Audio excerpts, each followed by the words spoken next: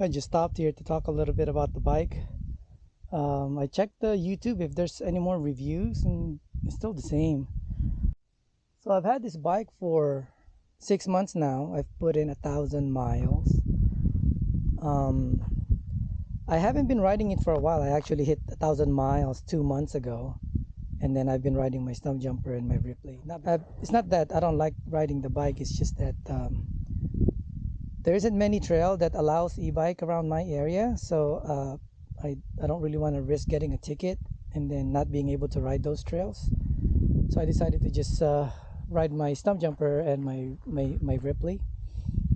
So yeah, don't have any problem with the bike. The bike has been good, super reliable, easy to ride. The only issue I had was I thought it was the drivetrain, the cassette, or the chain, but nope, it's not it. It's just the I think I had the bad batch of the chain lube that I got. I've been using the Rock and Roll blue bottle for 11 years. Never really had any problem with it until this year. Every year I buy the two 16-ounce bottles.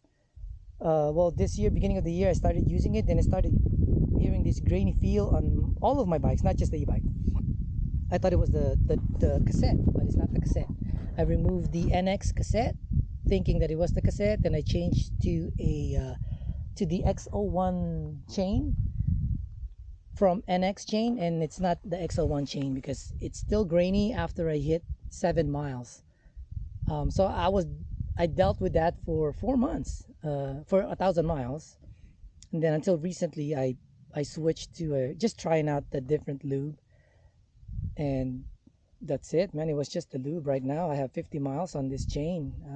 No grainy feel at all. It's been smooth on this bike, and I have 80 miles on my Ripley, or almost 80 miles on that chain lube, and it's still smooth. The handling on this bike, cornering, man, you can be aggressive around the corners. You can really lean it low as you can, as low as I can. Probably not that low, but low enough. I have MaxxGrip in the front and the back. It doesn't feel like the bottom bracket is high or the bike is high at all when I lean it. It doesn't lean as well as the Ripley, but this one I can lean and be aggressive around the corner. The Ripley, it's precise, and I can lean it low but not as aggressive. I don't know if that makes sense, but this one I can corner more aggressive, meaning it's almost like not care too much about what's ahead.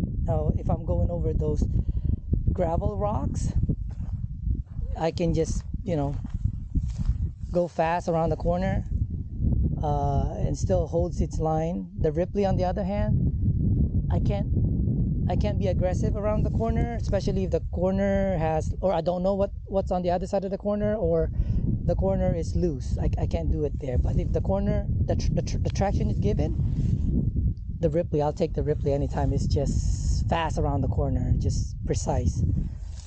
but if I had to pick one bike, it'd be this one. If it wasn't an e-bike, okay, if I have to pick one bike to corner, this one, because I can be aggressive. Ripley, it can take it, but I gotta hold on to the brakes a little bit, slow down for sure. Not so much on this one. The fitment on this bike is good. This is a size medium. I'm 5'6", 145 pounds. I have 30-inch inseam. The fitment on Santa Cruz bikes in size medium is just spot on for me. No complaints on that. I did change the saddle, the grips, the handlebar. I have the OneUp 38mm rise. I'm still using the 40mm stem. I'm using the OneUp 150mm dropper post, only because the stock one, it was too high for me, so I had to change it to 150. I don't even know what, I think it was 160, but it was still too high. The 180 OneUp version 2 dropper post won't fit on me. It was too high. I mean, it can, but I had to drop it to 150, so it's pointless, right? It's maxed out. With the 150, I can run it at 150, then I can still drop it manually, loosen up the seat clamp, manually drop it if I do end up going on steep trails. But I actually did go on steep trails, and I didn't need to lower it down. The bike has been good. Like I said, the handling is good. Going over the chunks, this is probably the most aggressive bike and composed bike I've ever owned. I don't have any, I've never had any enduro bike, so this is for me it feels like an enduro bike. It's a big bike. I have been riding for a little over 20 years, so yeah, I never owned an enduro bike. Maybe next time. My background is XC and BMX, but really I'm just a trail rider. I never raced, so yeah, just a weekend warrior. The suspension, they're good. They're good, you know. It's an entry level. I don't want to spend money on this bike. It's like my basher bike. It just works, you know.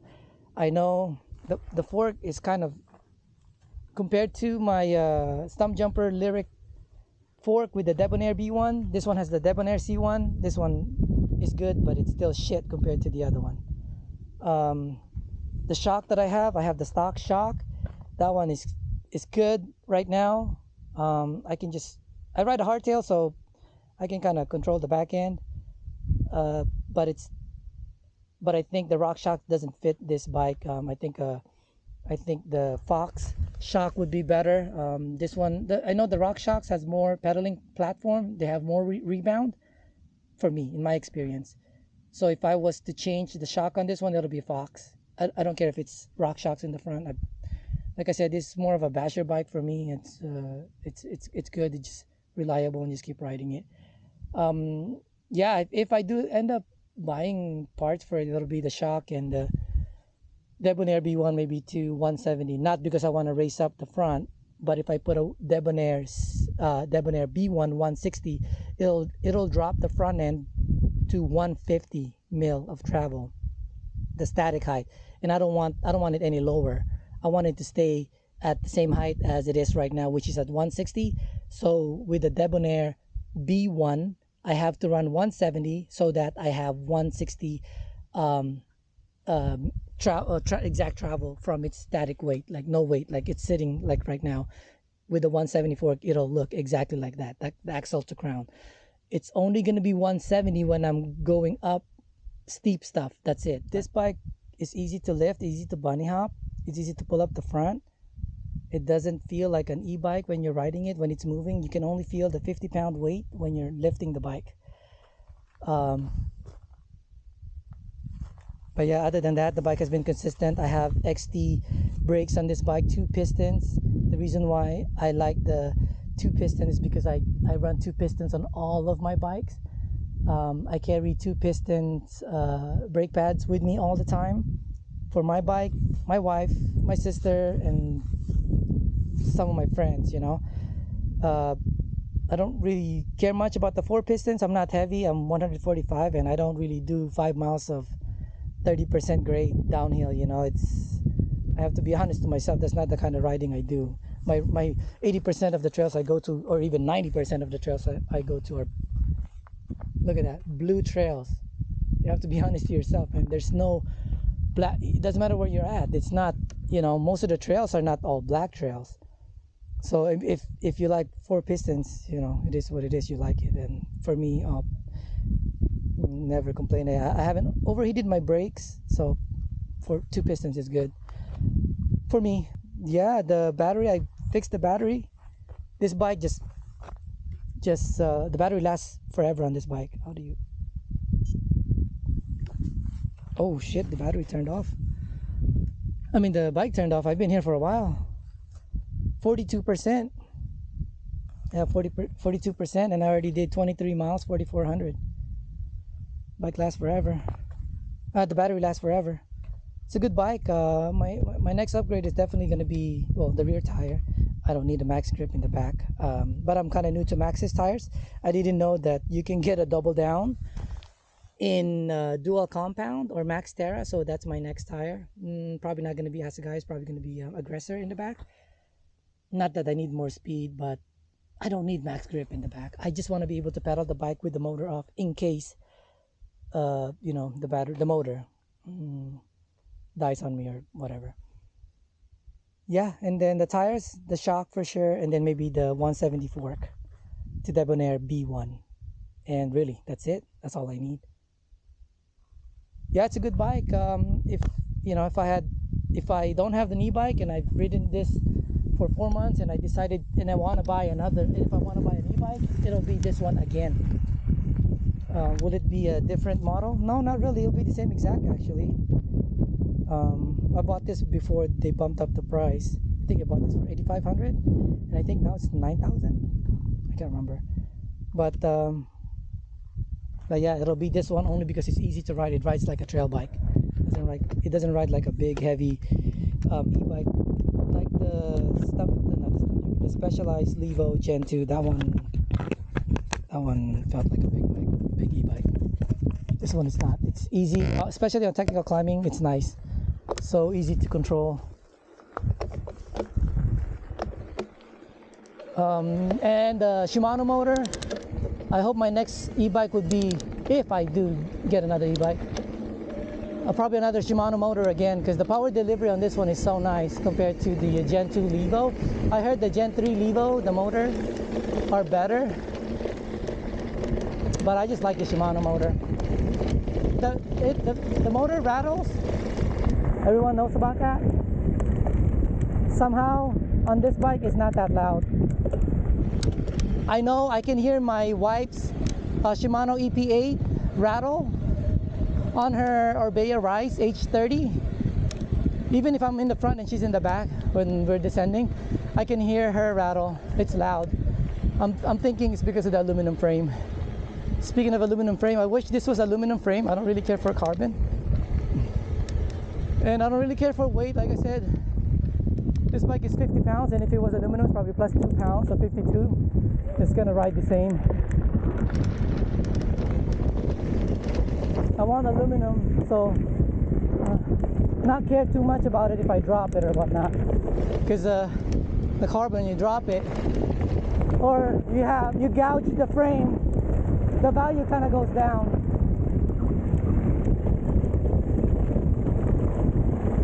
And if you crack the frame, you have to buy a new frame. You're only going to get a discount. You're not going to get a free frame unless it's a manufacturer defect.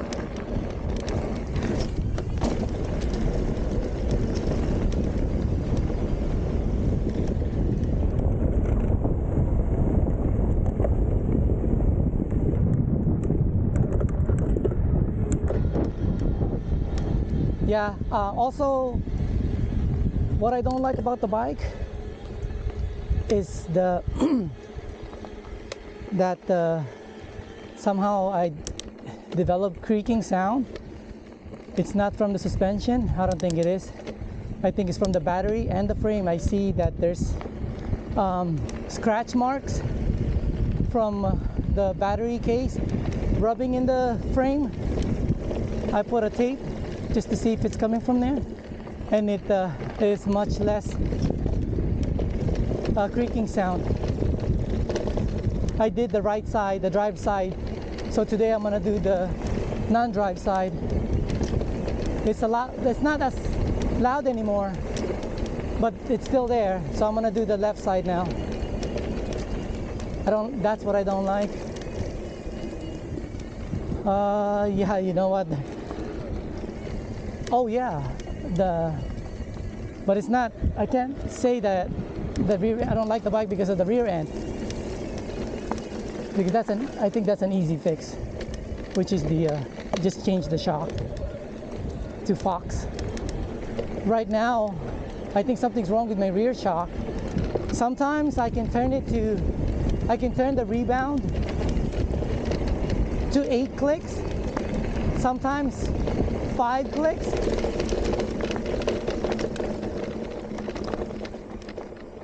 It's not consistent, and for sure there's something wrong with it. So I think the hung up that I'm feeling lately is from the shock, too much rebound.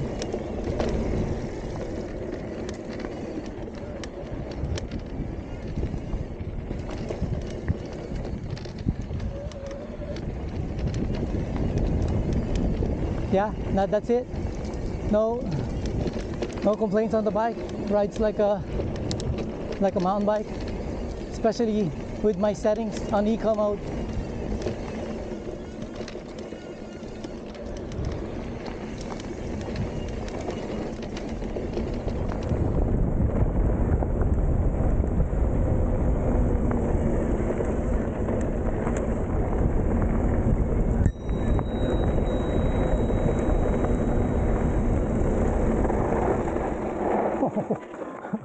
Coming in too hot.